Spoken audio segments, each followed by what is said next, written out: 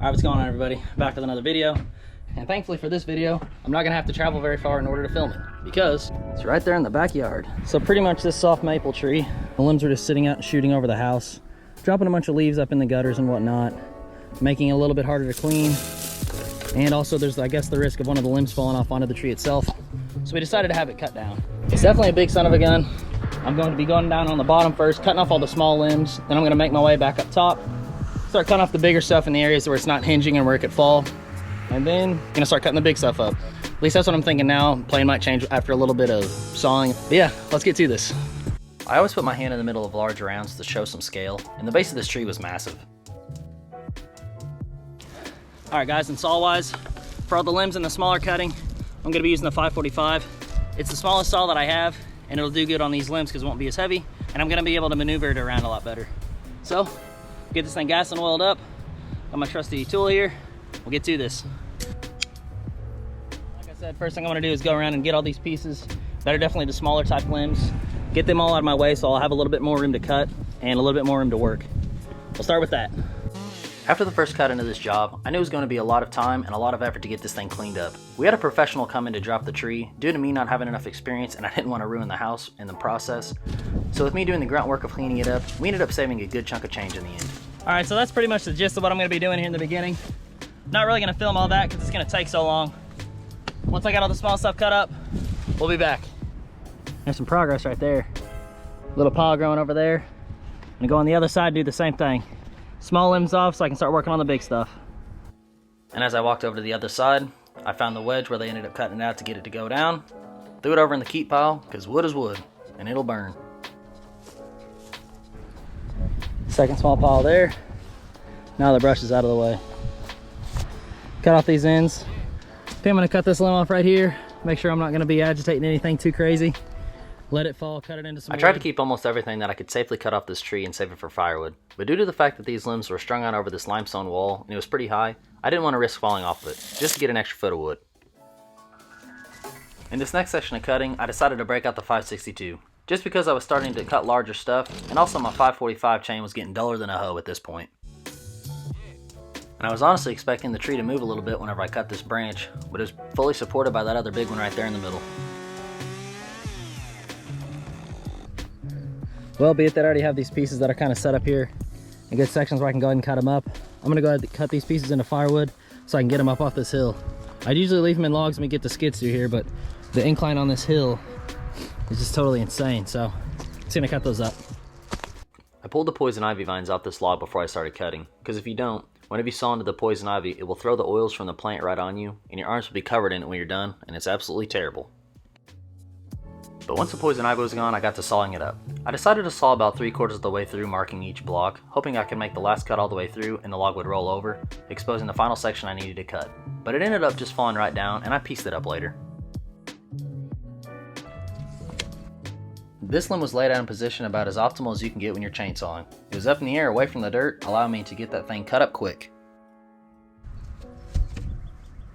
Alright, it's finally looking like we're getting somewhere. Ooh. Cutting all these into blocks, getting them over here. Get on the other pieces, I can kind of make into some wood over here. And after a couple more minor cuts on the left side, I went back over to the right side and started doing work on it as well. On this side, I made the decision to stop cutting the pieces into 16-inch blocks like I usually do and cut them into longer pieces I could have up later. It would allow me to cut less and still move the same amount of wood. Pieces were heavier, but the work was faster. I liked the trade-off.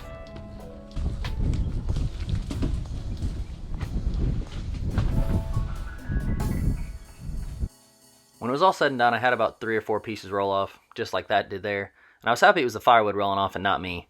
It was just a little bit of wood loss, so no big deal.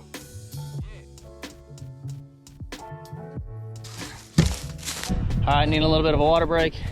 The only pieces that I did decide to keep putting into 16-inch pieces were the larger blocks, just because they would have been too heavy for me to pick up a piece that was over 30 inches. I mean, I could have lifted them up, but I would have been fatigued, could have hurt my back. Just decided to make these smaller.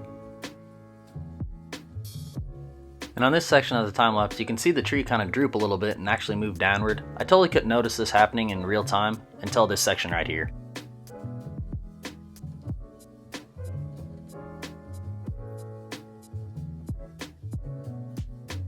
All right, next up, I'm finally gonna take out these two limbs right here. It's got good weight to the bottom, so I'm not having any fear of it moving or anything whenever I cut these two. I'm gonna start with the bottom one, then I'll go to the upper one. With the trunk of the tree now on the ground, it made me feel a little safer knowing the likelihood of the tree rolling onto me due to some shift in weight was not as prevalent. However, I was still on edge and safely got the limbs onto the ground. Now that the big limbs weren't dangling over my head, I was able to move around a lot more freely, and it was a combo of cutting up the small branches and the limbs into pieces that I can move around and organize.